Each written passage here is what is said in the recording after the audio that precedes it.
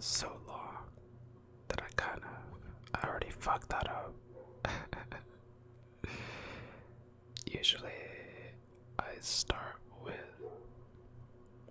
whatever time it is for me. It's 10:03 p.m. for me. I should have started with a good evening, but that aside,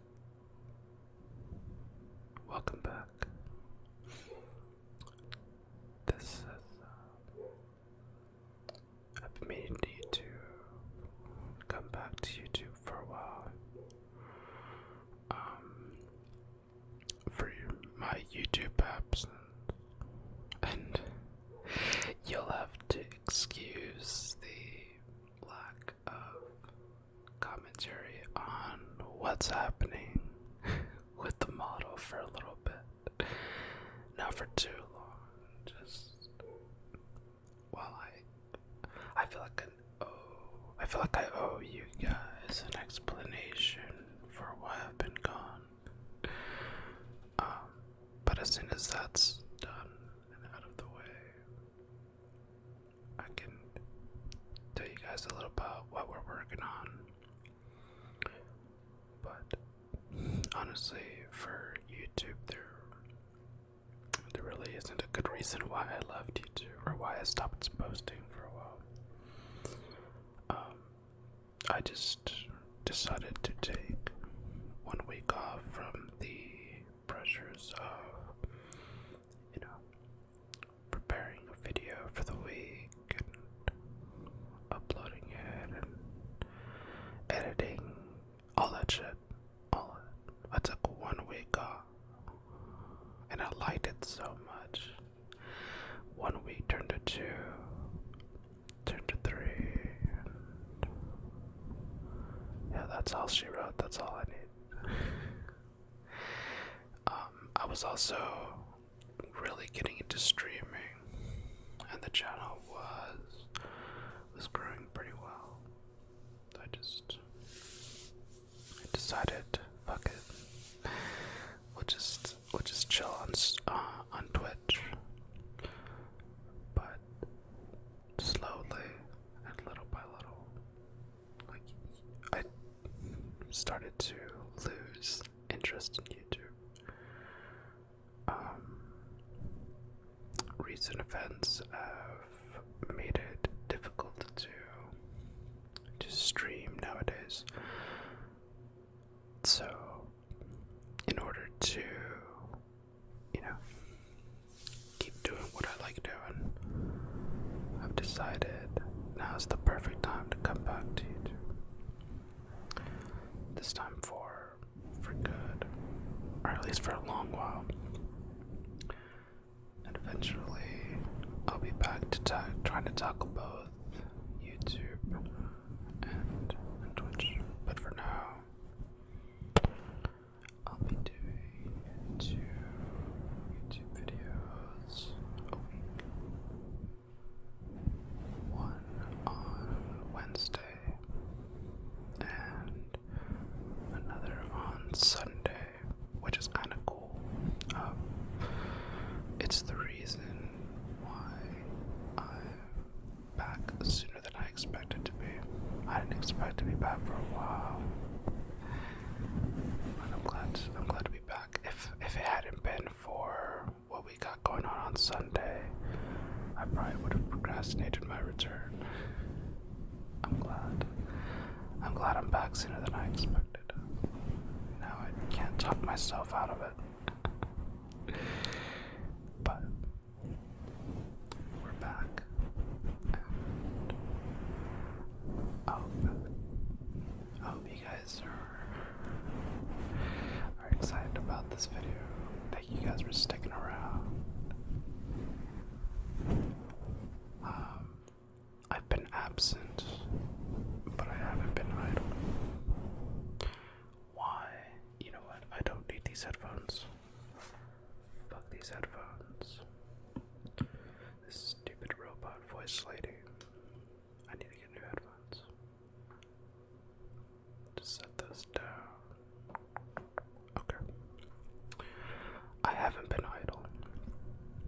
as you can probably tell, we have a new intro.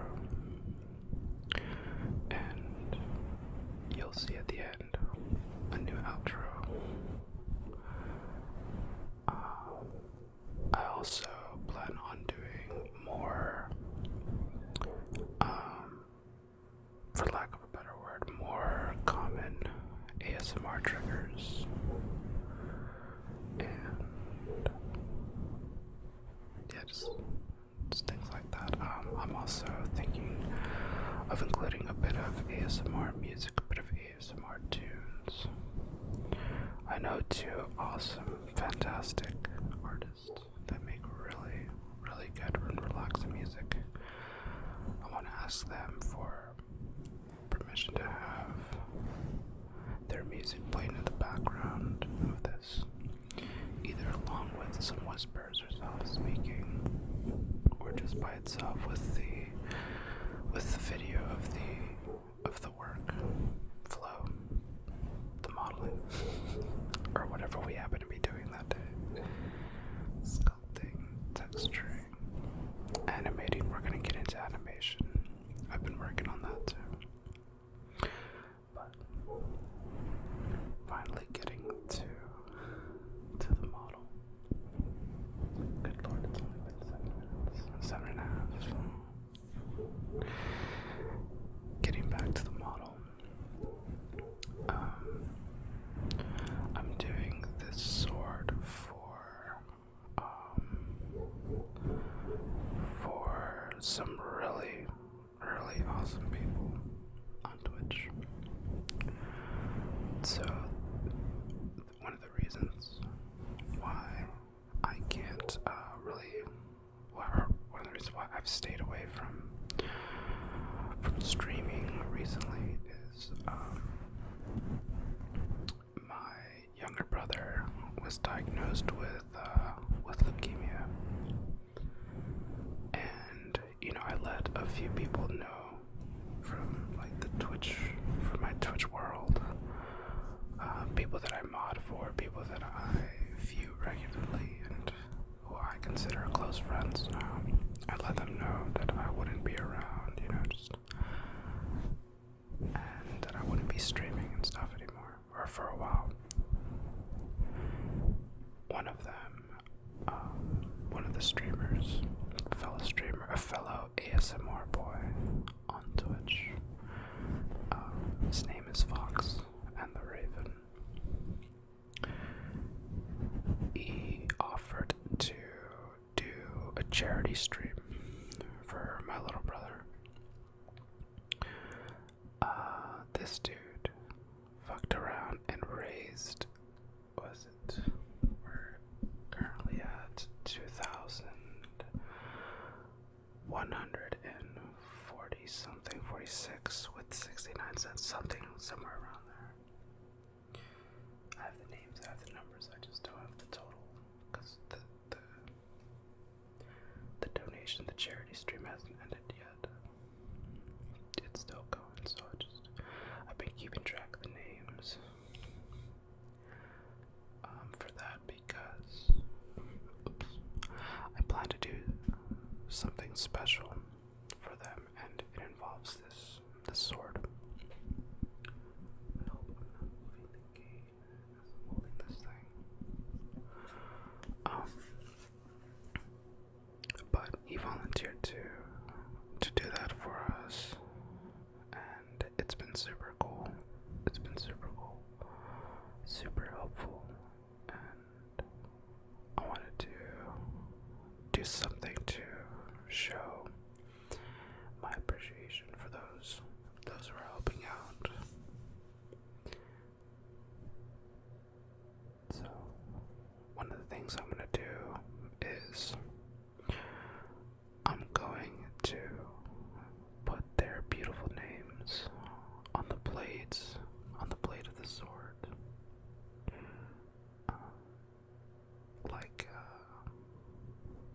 like rune engravings from like the Witcher 3 swords. What were those called? They were like power-ups. They were like buff your sword. I think they were called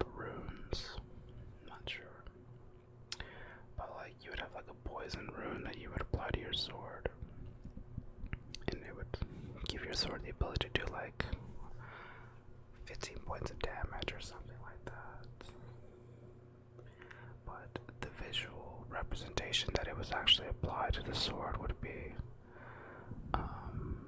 you would get these runes, these symbols running down the blade, and they would like glow and stuff like that. It was really cool. It's really, really fucking cool. So that's what we're gonna do with this sword. This sword, in fact, is, I'm using a template for a Witcher steel sword. It seems to be from The Witcher 3 because of the design for the wolf head on the pommel of the reference. So very Witcher themed. We're very Witcher themed.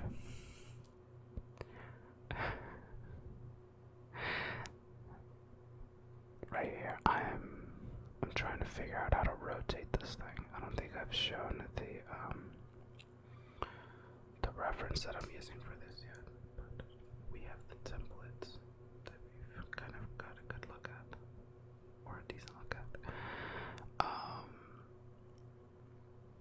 I have some more realistic renders, or a more realistic render, and then I have screenshots from my Skyrim game where someone has actually made a mod for these swords, or a mod pack that includes these swords, and the steel sword is one of them. And let me tell you, these modders this modder did a way better job than I'm going to, as far as like the overall model goes, and just the overall look. He did a way better job, or they did a way better job. But I'm also using their screenshots from the actual game with their mod for reference as well. Ends up being one of the bigger references. But what I'm doing here is I'm just creating a spot that I can set the pivot to, so that I can turn this thing 180 degrees so that it's basically facing down. Because they're kind of reversed on each side, if that makes sense. So we just need to get this thing to turn. But if I rotate it from that point right there, all I need to do is rotate it.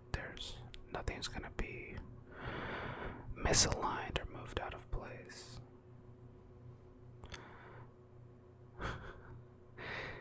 With Maya, I'm starting to learn again that when you have something selected and you middle mouse button, click and move, it will do the last thing it did with that command. Like if I move something using the little gizmo, or rotate something or scale something, the next time I go and middle mouse button and drag, it's gonna do that same thing again. It's kind of cool, but if you're not used to it, it could mess you up a little bit. I don't know how I feel about it yet. So I should also mention that the program we're working inside of is called Maya. It's another Autodesk 3D modeling program. This will be the second of its kind, but the third 3D modeling program, strictly 3D modeling program that we use. Well, I guess you can't really say that, because I'm actually, I'm saying that because Blender isn't made by Autodesk, but it is a 3D modeling program, but it's also a sculpting program and like a rendering program, or at least it's trying to be with all its particle effects and stuff like that. But this is the 3D program that this is the second one I learned in school, but it's the one I used the least.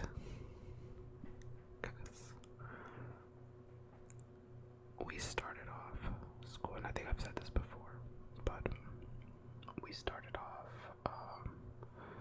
at school using 3ds Max. It was the first thing they learned. We took all our principal and introductory classes with it, and we were told that eventually, in the future, in the more advanced classes, we would learn Maya, not for any specific reason. It's not like Maya was more advanced than Max.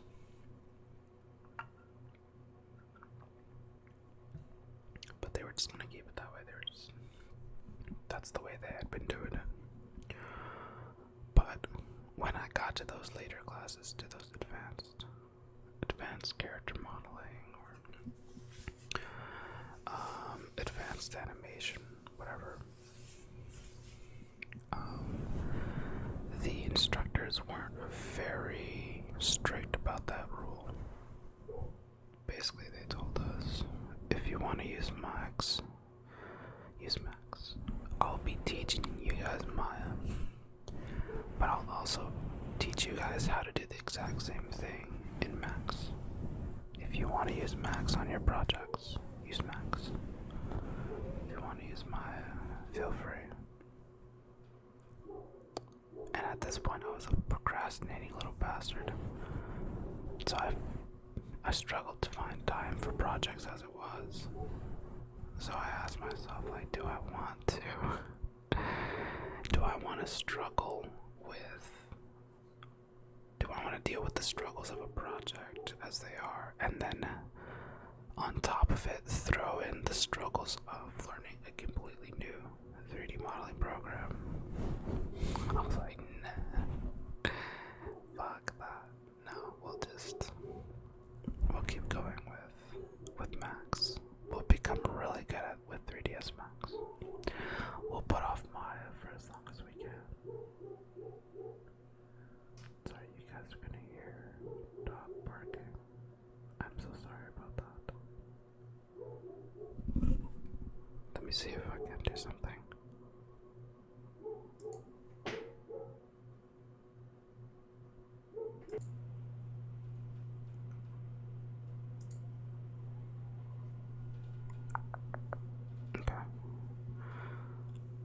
Usually, if I just like knock on the door or on the window, Ace kind of quiets down.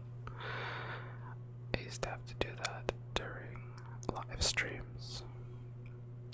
One of my mods made a command for every time Ace would disrupt us with his barking.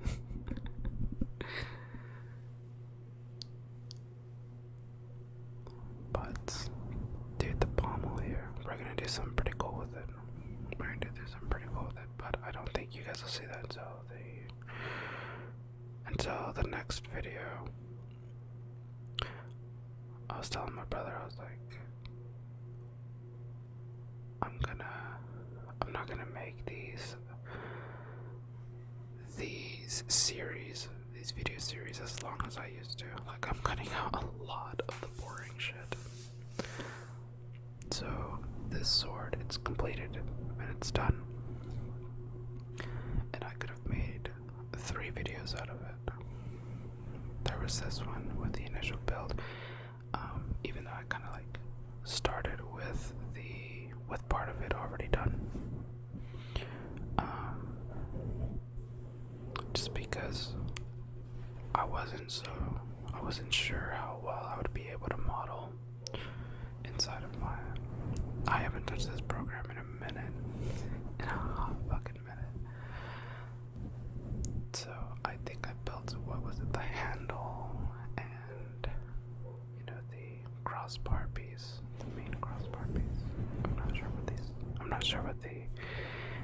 terminology is. But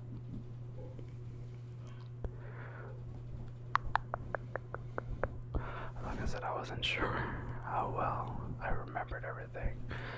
So once I had that stuff down, I was like, okay, you know what, let's do it. Let's record the rest of this. What followed was a bit of refining and UV layouts. And that could have been a video in its own, but I spared you guys 30 minutes, aroundish 30 minutes of some of the most boring shit you'll ever see. I didn't want to subject you guys to that. So the second video will be the last one for this sword. And it's pretty much starts off with texturing. Or no, I think it starts off with a bit of Photoshop work, getting stencils ready for texturing, or to be used while texturing.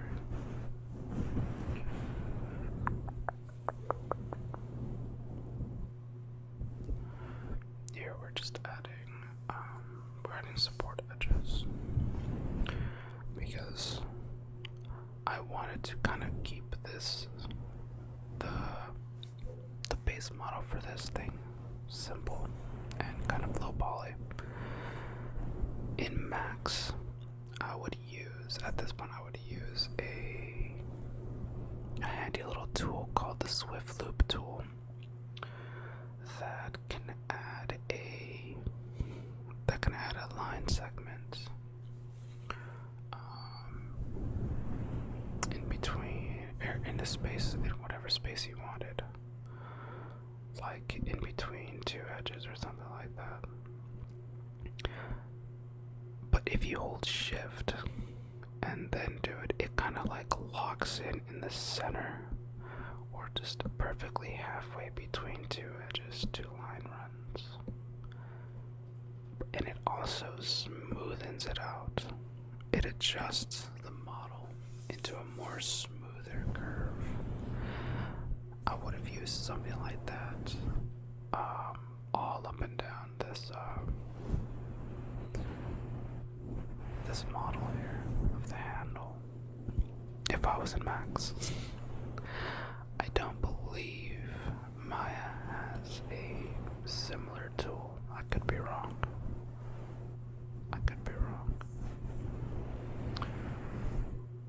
So instead of doing that, I'm going to do the subdivide method, where I tell Maya to pretty much add more polygons and smoothen them out, and smoothen out the model. But when I do that, it's going to soften up everything, even the edges that I want to stay a little sharp. So that's what the support edges are for. Any edges that are really close to each other will stay a hard edge or a sharp edge. It'll keep its form even after being subdivided.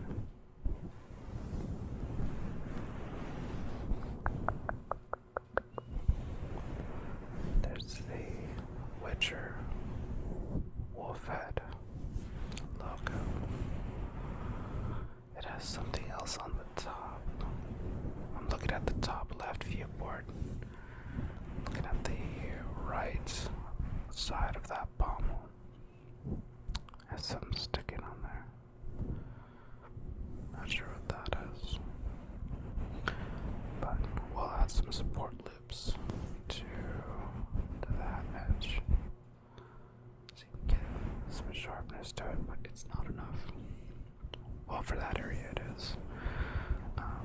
You'll see I also need to add it to that top part there.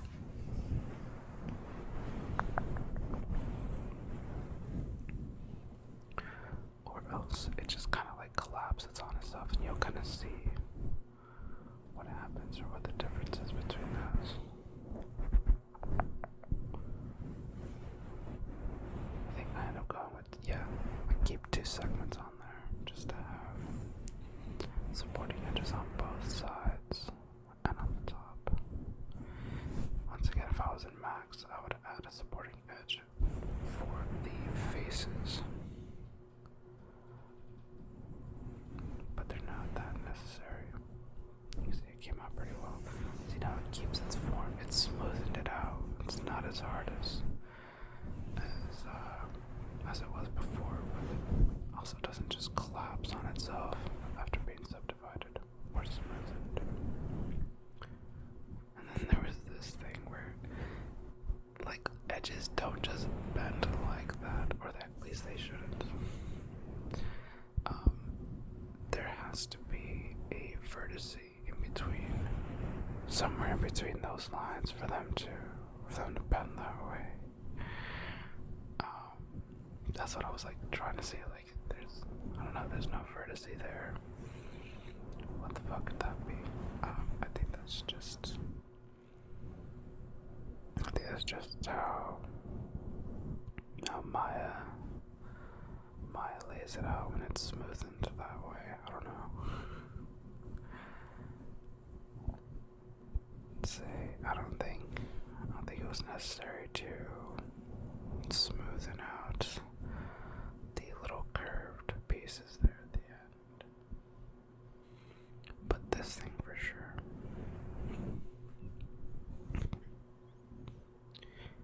And it would end up being a very weird object to try to add supporting edges for, because the edges and the stuff are fine, the sides. But once again, I want to add a supporting edges to the face there. So all those long vertical polygons, I would, if I was in Max, I would select them all and do what's called an inset or outline. Inset, I believe it's inset. No, it might be outline. One of them, they kind of do something very similar, but very different. They create geometry basically on the same face, just at a smaller scale. But one of them also moves things in it also gives it depth, so it doesn't keep the surface flat. One of them does and one of them doesn't. I believe the one that doesn't is inset, and that's the one or outline, and that's the one I would want to use. I don't know a way of doing that here either. Maya is just something I'm gonna have to get more familiar with. Maya is the software that Autodesk has decided to keep and kind of stick with. Jesus, he's back at it. He's back at it.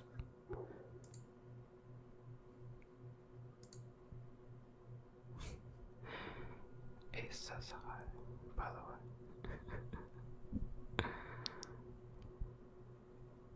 But as I was saying, I kind of fucked up by favoring Max, because it seems like Autodesk is just kind of doing away with Max. Kind of a shame. But I always found it odd that they would have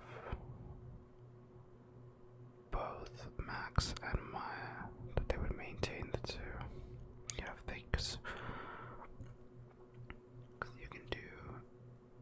everything that you can do in Max, you can do in Maya, and vice versa. It's just the way that you go about doing is a little different. The names are a little different.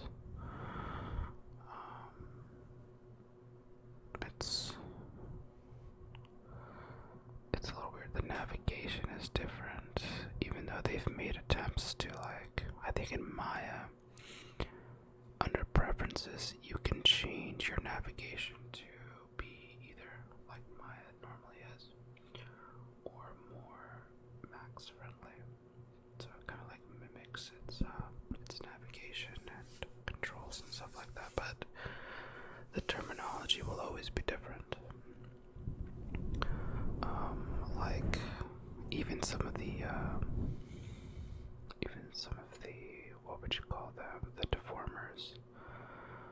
So the lathe modifier here in Maya, I believe that one is one that brings up like this outline of like a rectangle around your model, and it gives you little points that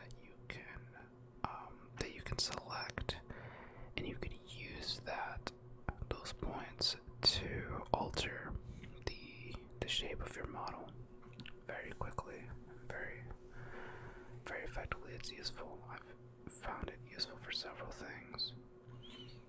But the lathe modifier in Max is a modifier that lets you turn a spline or a curve, which is, it's literally just a line. It's not renderable unless you have your settings set to display lines as renderable objects, but normally they're not renderable. But you could use them. You can use the lathe modifier to, let's say, make a vase, which is the most recent thing that I've made with the lathe modifier inside of Max. And basically you kind of draw half of what your face's silhouette would look like, and then you put on the lathe modifier, and it creates a solid 3D object around that shape. Like it'll create the other half, but it'll create like a full 360 cylindrical model around it and of it. You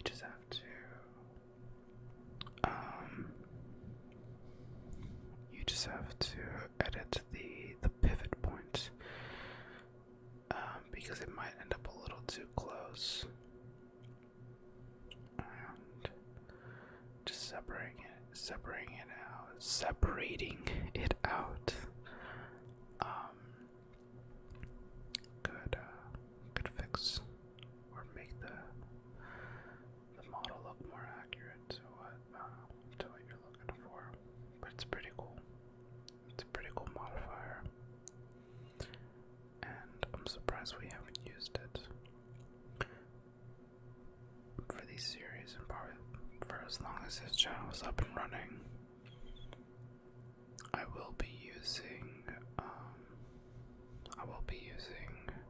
several 3D applications, even if they are discontinued or abandoned. So we'll still be using 3ds Max. I want to get back into using Blender. I haven't used Blender in a hot minute. And I was really getting into it.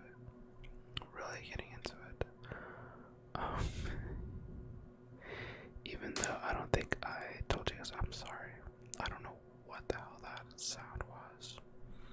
Like, I know it came from my monitor, but I don't know why it makes those sounds. Like, it's wants to snap or something. But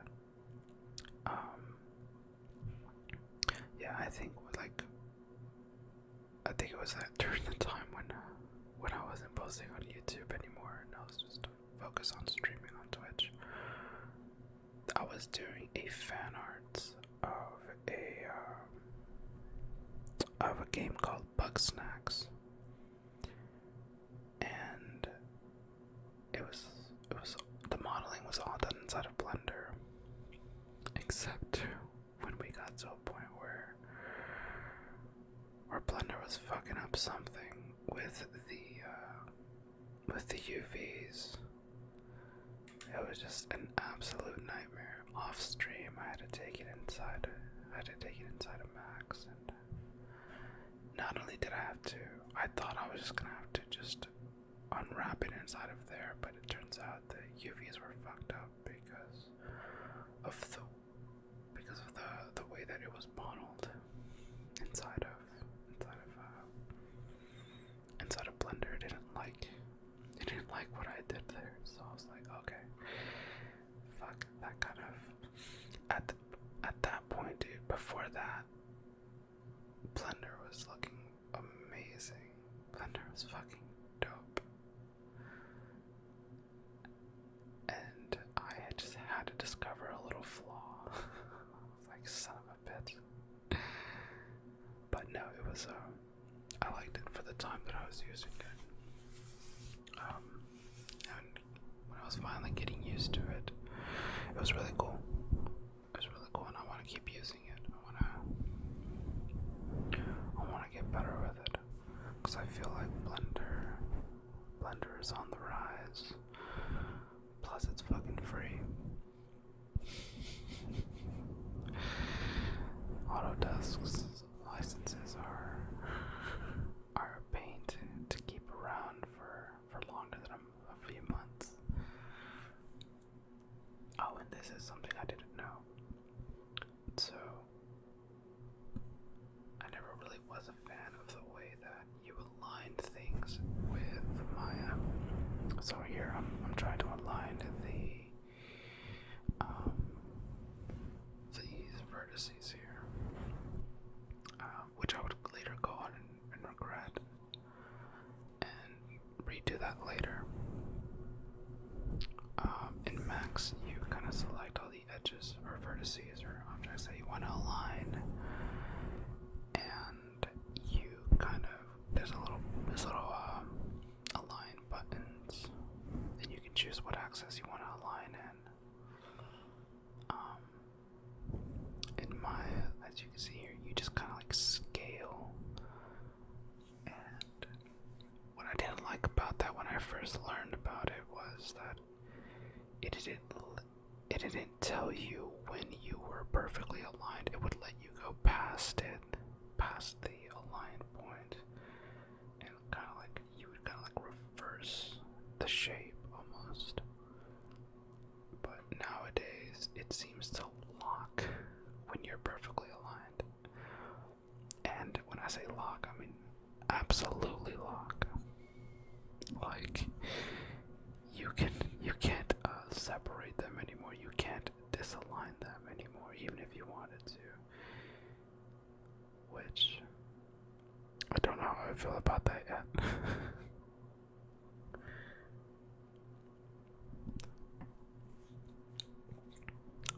So I was unsure how to finally work on the height for this sword. But like I felt really weird leaving the center of it untouched. But this sword does have several parts where it's raised and lowered. So I think I did pretty good. Even though I would go on to kind of straighten the surface of that centerpiece in the references and it will stay the way it is, whereas it's kind of like this little hill. But off screen I would go and kind of give it more of a flat surface. I added I added an edge on each side, just kind of straightened out the surface, so that people's names could fit a little bit better on there. And then with the blade, the sharp ends, dude, I didn't know how close to go. I didn't know how close to bring it. The thought crossed my mind to kind of give it a edge in the middle, so that the sword would truly look sharp if it needed to. I was like, you know what? No one's gonna see it that close. It's not worth it to add the geometry, and it wouldn't have been a struggle or it wouldn't have been difficult at all to try to do that and adjust that at all. I just don't think it would have been worth it. I don't think you can tell. Like looking back on the renders, you can't tell that there's a flat edge on the sword, on the blade. So I'm kind of glad I didn't go and do that. But I do need to flatten out the rest of the sword. I just had no idea of what to do for the thickness. Obviously, I should match that point, those 2 points on the right, the thickness of there, and there it is.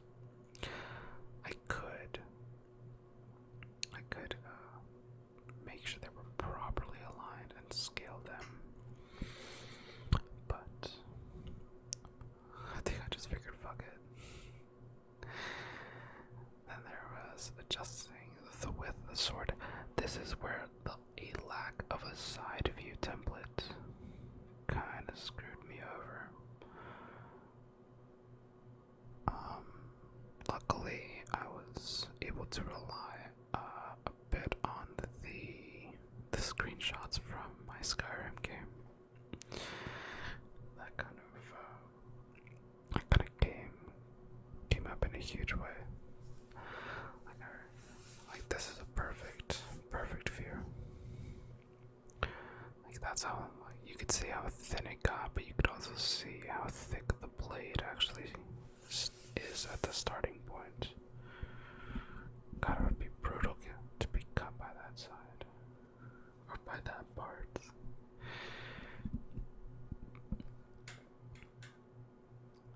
I still don't think I properly scaled these parts. Or the entire sword just looks a little bit weird. Luckily you can't really tell too much. By the way, this is the first sword I've ever modeled.